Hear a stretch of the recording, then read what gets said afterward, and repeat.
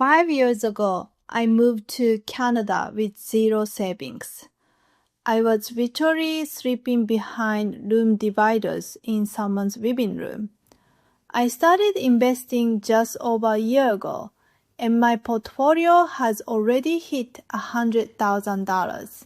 And it wasn't from using the 50-30-20 rule or zero-based budgeting or any of those spreadsheets that you abandon after 2 weeks. No, I used something I grew up with in Japan, Kakeibo. When you told me about it, my mind was blown because I am the person who starts a budget and gives up 2 weeks later. But this actually stuck. Knowing about Kakeibo and actually doing it are two different things. That's why we made this journal. Because the savings habit has to come before the investing part. And I want you guys to experience what this method can actually do. Quick disclaimer, everything in this video is for educational purposes only. It's not financial advice and we're not financial advisors. Always do your own research before making any investment decisions. So, Kakeibo. The word itself literally means household financial ledger in Japanese. And the method as a structured journal was formalized in 1904 by a journalist named Hani Motoko, one of the first female journalists in Japan. She created it as a way for women to manage household finances independently. It's not a trend in Japan. It's just how people think about money. Japanese households have been keeping these for generations. So this isn't something that blew up on Instagram. No, and the core idea is really simple. You write everything down by hand with a pen. That's it. No apps, no spreadsheets. And I know that sounds almost too simple, but the physical act of writing actually matters. There's research behind it. Writing by hand makes you more conscious of what you're spending on. You process it differently than if you just tap something on your phone. When you type something, it disappears. When you write it down, you sit with it for a second. You actually think about what you just spent money on. I might make an app or a spreadsheet version one day, but the pen and paper is the best way to start. So Kakeibo is built around 4 questions that you ask yourself every month. And I love these because they're so simple, but they actually work. Question 1, how much money do you have? Question 2, how much are you spending? Question 3, how much do you want to save? Question 4, how can you improve? Those 4 questions are the entire system. You are not trying to build a complicated spreadsheet or track every single subscription. You're just creating awareness. That's it. And the idea is that awareness alone changes behavior. Yeah. In Japan, there's this concept called muda-zukai. It means wasteful spending. And Kakeibo is how you catch your own muda-zukai. Not to beat yourself up about it, just to see it clearly. I feel like I have a lot of muda-zukai. Everyone does. That's why the system works. It's not about being perfect. It's about just seeing where the money goes. Okay, so in Kakeibo, every purchase you make goes into one of 4 categories. And these are really easy to remember. The first one is needs, things you genuinely cannot live without. Rent, groceries, utilities, transport, medicine. The second is wants, non-essential things that bring you enjoyment. Dining out, clothes, entertainment, hobbies. The third is culture. This one's a little different.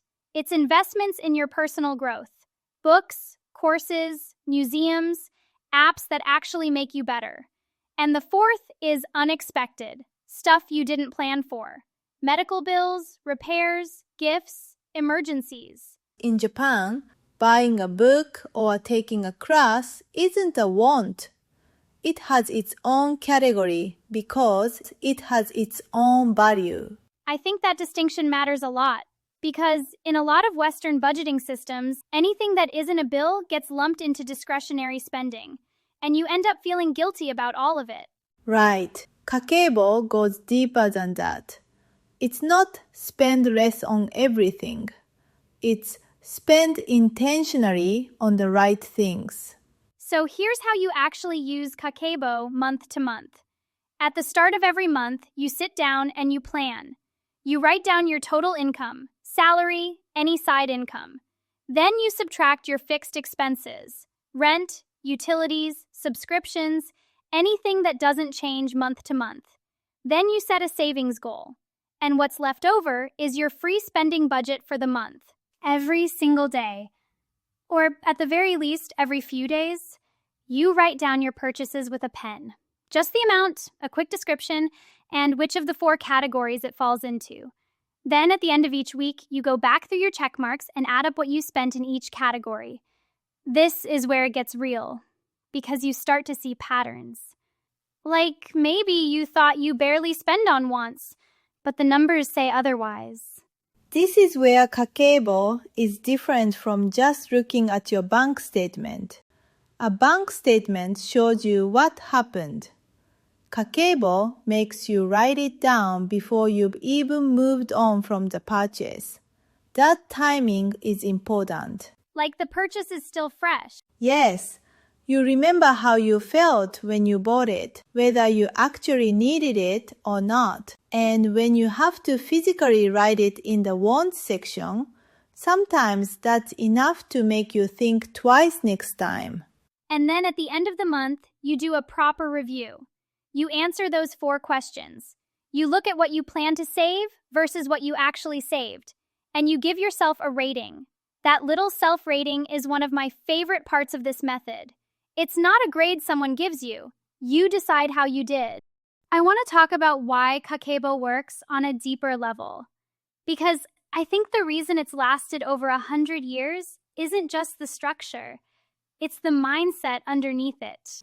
A lot of Japanese philosophy is about being intentional and present. There's a concept called mottainai. It roughly means what a waste. It's this feeling of regret when something valuable is used carelessly. Kakeibo captures that feeling. You are not just tracking money. You are respecting it. That's such a different relationship with money than what most of us grow up with. A lot of people either feel anxious about money or they avoid looking at it altogether. Kakeibo says, no, look at it. Sit with it. It's okay. And it's not about restriction. That's the thing people misunderstand. You are not cutting out everything you enjoy. You are just being conscious about it. There's a difference between spending on a nice dinner because you chose it mindfully versus spending on it because you were bored and it was just there. So, we mentioned the journal at the start. Let's actually talk about what's inside because it connects directly to everything we just covered. The journal walks you through the full Kakeibo method month by month. There's a monthly planning page where you log your income, fixed expenses, and savings goal. Then 5 weekly tracker pages so you can record every purchase across the 4 categories. And at the end of each month, a monthly review page where you answer the 4 Kakeibo questions and rate yourself. And we added something that most Kakeibo journals don't have. Every month opens with a page on a Japanese concept.